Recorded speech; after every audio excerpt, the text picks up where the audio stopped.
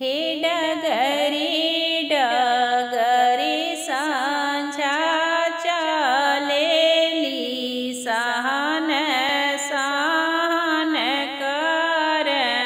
हे डगरे डगरे सांझा चलेली सहन सहन कर। हे कहाँ बन कवन रम के बाखरी है हो हम जाइबी। हे कहाँ बन कवन रम के बाखरी है हो हम जाइबी। हे ऊँचे मायरी पूरे पारन बेतवे